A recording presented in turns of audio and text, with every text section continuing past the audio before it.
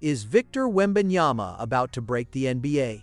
In just 15 minutes of first-half action against the Pacers, the 7'5" phenom dropped 19 points and 10 rebounds on near-perfect shooting. By the time the night was over, social media was already calling him the next MVP. This wasn't just another preseason game, this was a statement. Let's dive in. What's up, Spurs fans? Welcome to Spurs Quick News, quick, sharp, and all about the silver and black. So here's what went down in San Antonio's 124-108 preseason win over Indiana.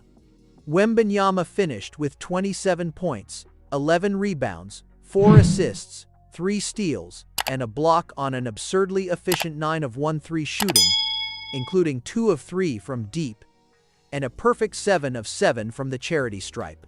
But it's that first-half stat line that has the basketball world buzzing. 19 points, 10 boards, 3 dimes, and 3 steals in just 15 minutes. That's a 38-point, 20-rebound pace over a full 30 minutes. Let that sink in. What made this performance different from last season's flashes? The efficiency. Wemby went 7 for 8 from the field in that opening half and 2 for 2 from 3. This is the version we've been waiting for, the one who can dominate in the paint like prime Shaq and stretch the floor like Steph. The offensive rating was through the roof, and his true shooting percentage was elite. After missing the entire second half of last season due to deep vein thrombosis in his right shoulder, Wembanyama looks not only healthy but evolved. The Spurs controlled the game from start to finish. After leading 69-66 at halftime, they outscored the Pacers 5-5, 42 inches the second half, riding a wave of ball movement and defensive chaos. San Antonio finished with 30 assists and 18 steals while limiting turnovers to just 17. Indiana? They coughed it up 24 times. That's the blueprint. When you're generating extra possessions and moving the ball like that, you're tough to beat. What did you notice about Wemby's aggression in this one? Drop your takes in the comments. Now let's talk about the how. One of the biggest criticisms of Wembanyama last season was that he settled for too many threes instead of using his 7'5" frame to punish defenders inside. Not anymore. That offseason work with Hakeem and Kevin Garnett, it's showing. Social media lit up over it. One fan said, Wemby working with Hakeem was the best thing he could have done. Another chimed in, Bro Shaq in the paint and Steph from the arc. This is going to be a special season from Wemby.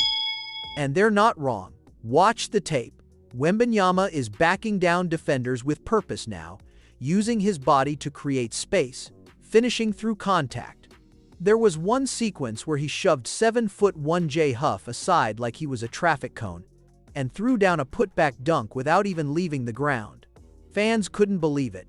Wemby shoved #3-2 away like he was nothing, one user wrote. Another said, damn, he's starting to use his body to power people. It's over.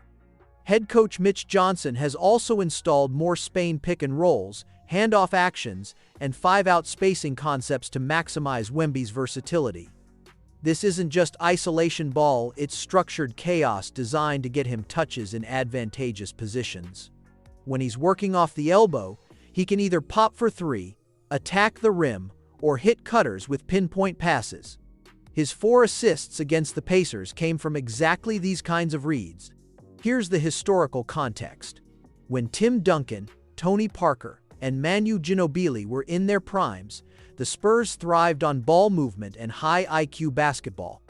Wembanyama is bringing that same ethos but with a wildly different skill set.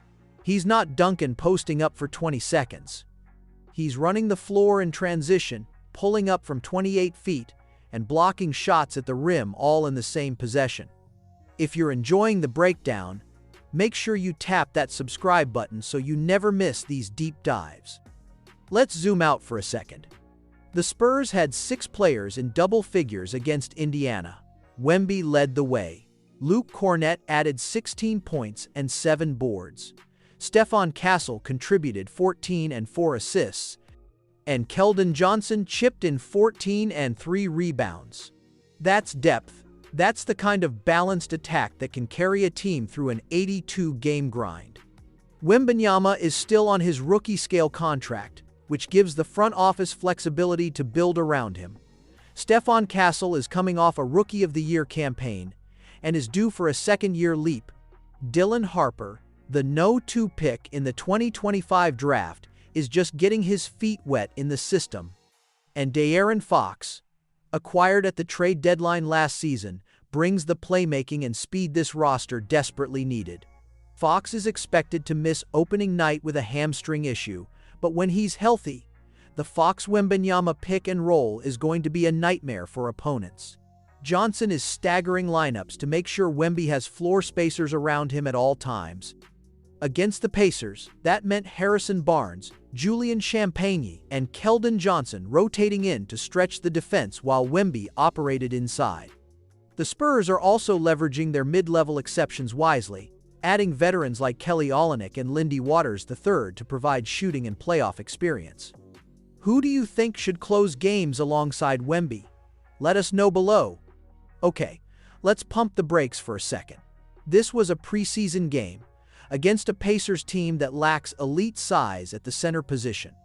Wembanyama is going to face much tougher matchups against teams like the Houston Rockets, Dallas Mavericks, and Oklahoma City Thunder. Those squads have the length, physicality, and defensive schemes to make life harder for him. But here's the thing. Wemby's not just relying on athleticism anymore. He's added 25 to 30 pounds of muscle this offseason, bringing him up to around 245 pounds. He's grown to 7'5".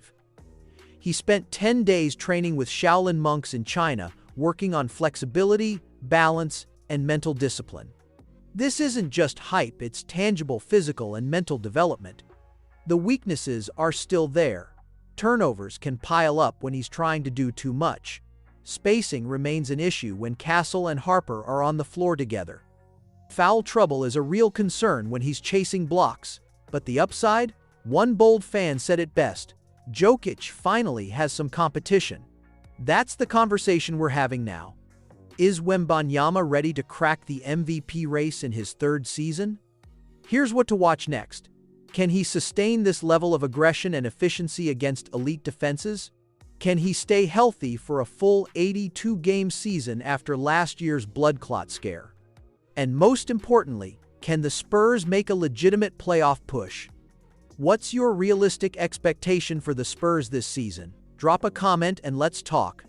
If this breakdown added value to your Spurs perspective, smash that like button and share it with a fan who needs this insight. The Wembanyama era is officially here, and it's moving faster than anyone expected. Subscribe so you never miss a beat in this new chapter of Silver and Black basketball. Stay locked in, stay Silver and Black. Peace.